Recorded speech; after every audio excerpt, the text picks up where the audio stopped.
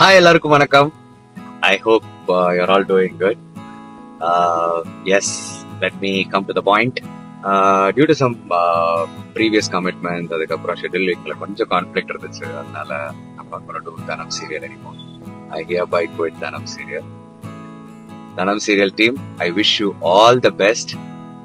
செமையா பண்ணுங்க, எல்லாரும் சூப்பரா பண்ணுங்க. விஜய் டிவில தனம் சீரியல் ரொம்பவே சூப்பரா போயிட்டு இருக்கு. அதுல ஹீரோவா நம்ம கதிர் அப்படின்ற ரோல்ல வந்து நம்ம சத்யா பண்ணிட்டு இருந்தார் இல்லையா. சூப்பரா பண்ணக்கூடிய ஒரு ஆக்டர் சத்யா வந்து பாத்தீங்கன்னா நல்லா பண்ணக்கூடிய ஆக்டர். அண்ணா சீரியல் ஆகட்டும், எந்த சீரியல் எடுத்தாலுமே அவ்வளவு பெர்ஃபெக்டா பண்ணக்கூடிய நபர். அவரு வந்து இப்ப இந்த சீரியல் இருந்து குவிட் ஆகிட்டார். அதுக்கான காரணத்தையுமே இந்த வீடியோல சொல்லியிருப்பாரு, நம்ம கேட்டிருப்போம். டைம்லாம் வந்துட்டு ஷெட்யூல் சரியா அமையல அப்படிங்கிற காரணத்தையும் சொல்லியிருக்காரு. உண்மையாவே ரொம்ப ரொம்ப மிஸ் பண்ண போறோம் கதிர். அதுக்கு பதிலாக ரீப்ளேஸ் பண்ணி ஆக்டர் கிருஷ் அப்படிங்கிற ஒரு வந்திருக்காரு. இப்போ பாத்தீங்கன்னா சன் டிவில ரஞ்சனி சீரியல் பண்ணியிருக்காரு. அட் த சேம் டைம் பார்த்தோம்னா விஜய் டிவிலயுமே ஒரு சீரியல் எல்லாம் பண்ணியிருக்காரு.